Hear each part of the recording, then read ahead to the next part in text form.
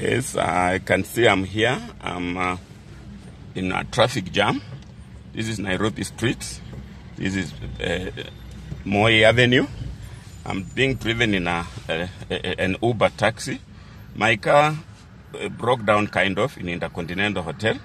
I think I feel today petrol, but the car just jammed. It didn't start. I'm told it must be adulterated. So to reach home, I had to call a taxi. I have a taxi app, a Uber app, and guess I dialed Uber, and a name Janet comes on the screen, and Janet comes to pick me. It is Janet now who is taking me home. I want Janet to tell us her name and her story, a very sweet story, I hope. Janet. Yes? How and when did you start this Uber business? Uber business, I have, let's say, 1.5 years now. 1.5 years? Yeah. What made you go into Uber? What made me go in Uber is because I was doing a business selling chips, and it was not going that good for me. So I decided to join Uber. Because at first I had a driving license. I picked my driving license when I was a conductor in South Sea. You are a conductor in a yeah. Matatu business? Yeah, I was a conductor in South Sea for more than 5 years. Oh, okay. So that is where I got my driving license. And so I started with my driving license at home because getting a car by then it was hard. So I was just driving a little bit of Matatu and being a conductor.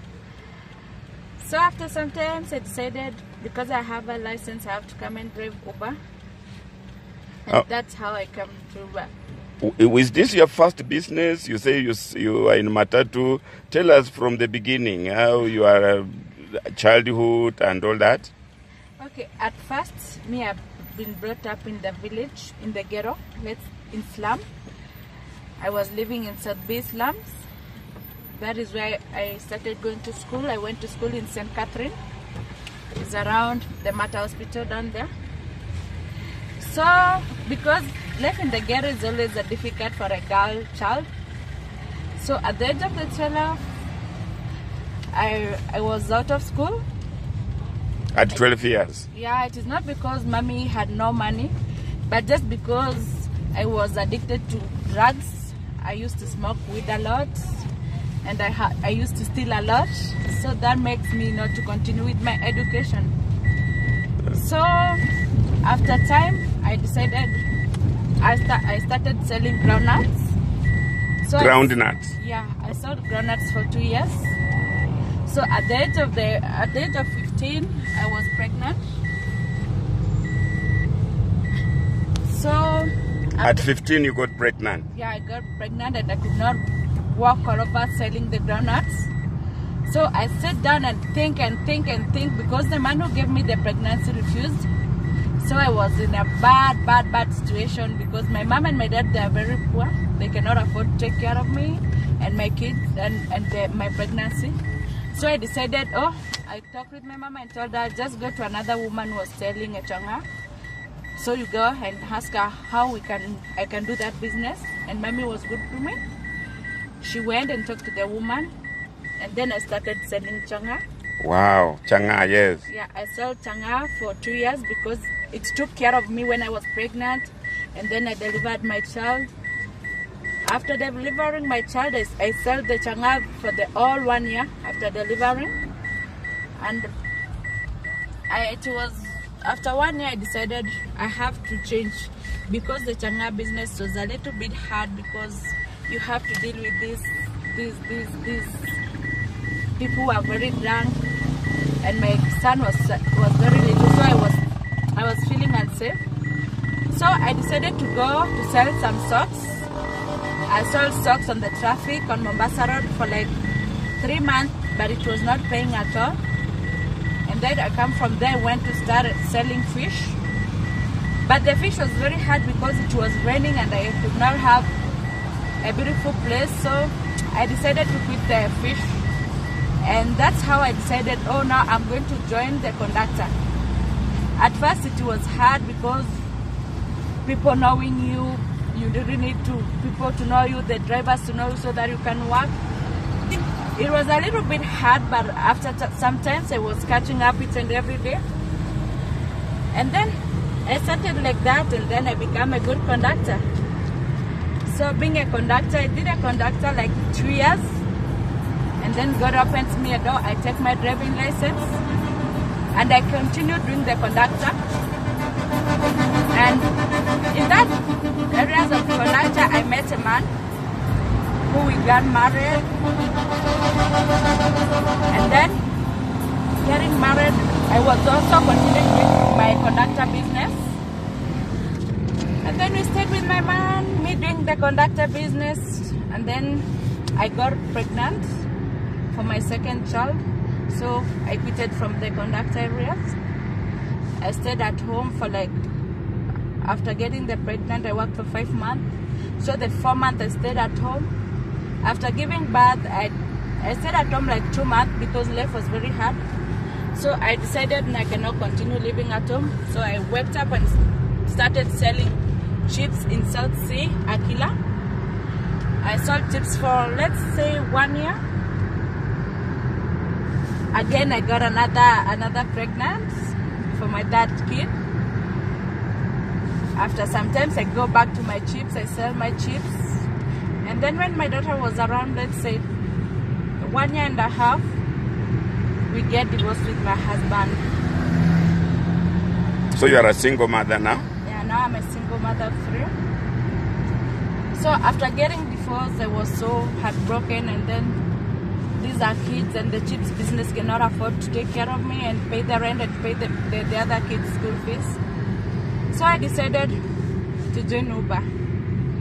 And that's how I joined Uber until now.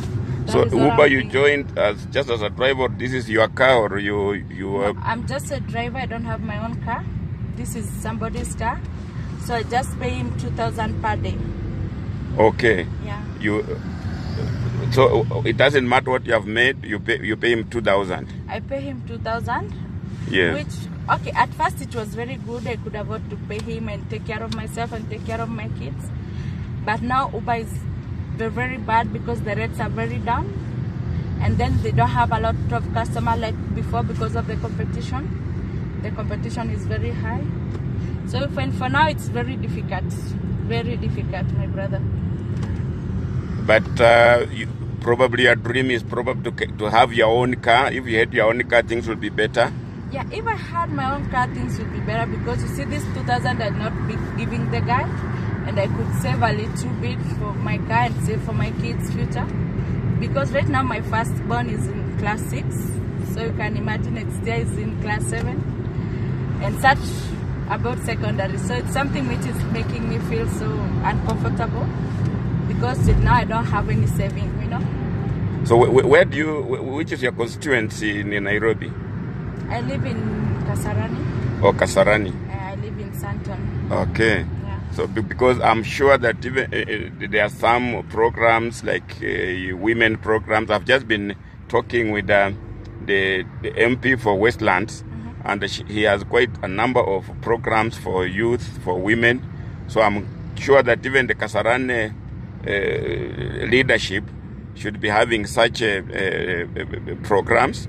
But now tell me, today we are having a pinch of oil, petrol. Indeed, that is probably why my car broke down, because I was given adulterated petrol. How is the VAT affecting you in Uber?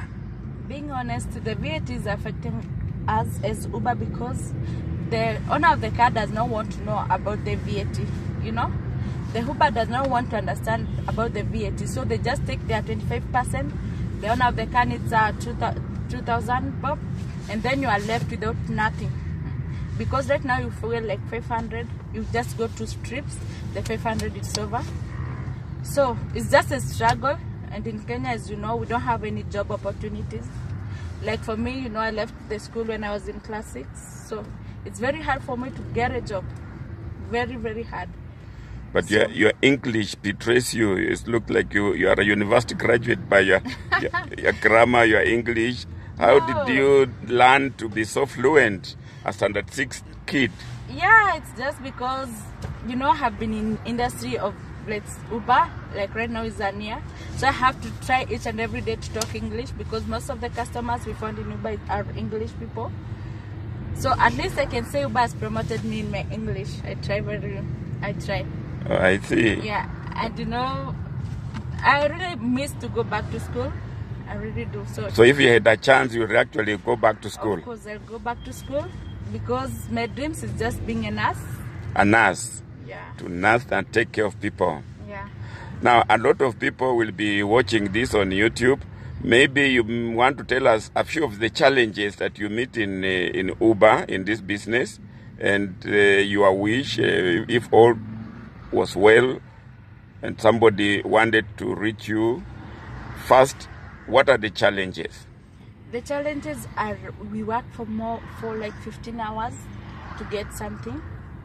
Another challenge is that you meet a lot of people, some people which are not good. Another challenge is does not have that much challenges, but the main challenge is about the money. We don't get enough money. We don't get enough rest in the house. Even children may forget you because 15 hours. You see, so you just get to get in with your child for little time. Maybe somebody out there watching this video might want to reach Janet and say just hello, encourage Janet in her job. Janet, how can someone reach you if they wanted to? If somebody wants to reach me, I have a phone. My number is 0715192422. Can you repeat that again slowly? 0715192422. That is my phone number. Yes, that's Janet's number. Yeah. Janet's outgoing. She has driven me from Nairobi. We are now on the outskirts, approaching Utalii Hotel. I'm going to my home in Kawa Sukari. A very social lady, smiling, loves her job. I'm sure that if she got opportunities, she would go places. So if you are out there and you are touched with this nice story, please reach her, rewind and get that number. I'm actually taking this video sitting in this. What make is this car? A Vitz. This is a Vitz. A very, you can see even maybe the video is not very clear because I'm extremely close. It's a small Vitz. Probably, as she says, if she had means, she would even get a car of her own and go the business. Even if I get a good job, I'll just work.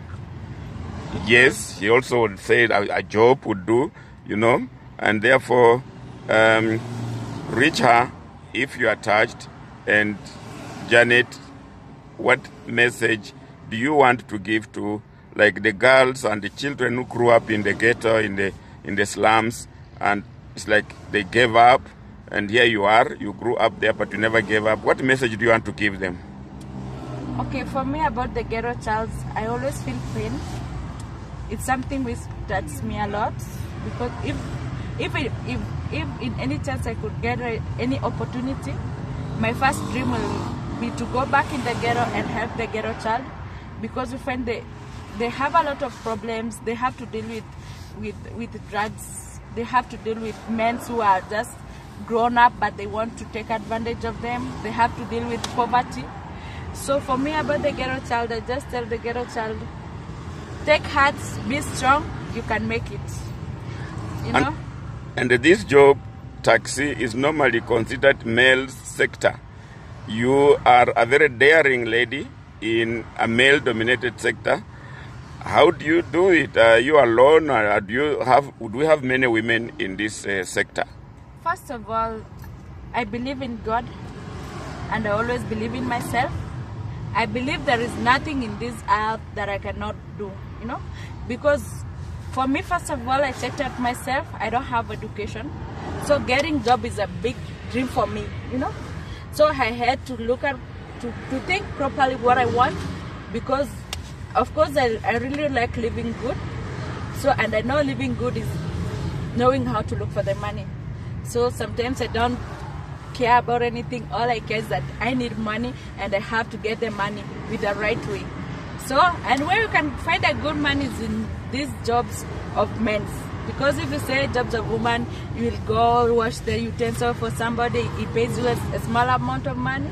So that work gives me a very big heart to work in the men's industry, so that even me, I can get my own money and I can live a life with there is nobody who's taking advantage of me. Because since I was a young child, people have just been taking advantage of me. So when I grew up, I knew it's time to believe in myself, it's time to work, and it's time to be what I want to be in life. Does not matter the challenges you have to go through. Wow, what a word from a lady determined, wants to go on. Yeah.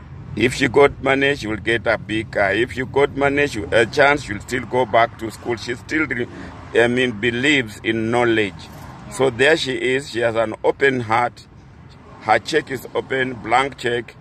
Anything that comes that will make her move forward, she will take it. Yeah. I can tell you, I'm enjoying her ride. A very smooth rider, a very smooth driver. No breakings like I experienced from other drivers that have carried me. Thank you very much, Janet. We wish you well, and please, for the last time, just repeat your number so that slowly, so that those who didn't hear can hear.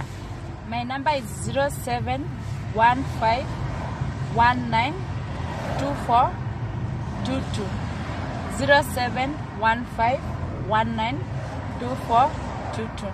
Thank you very much, Janet. I wish you well. I hope people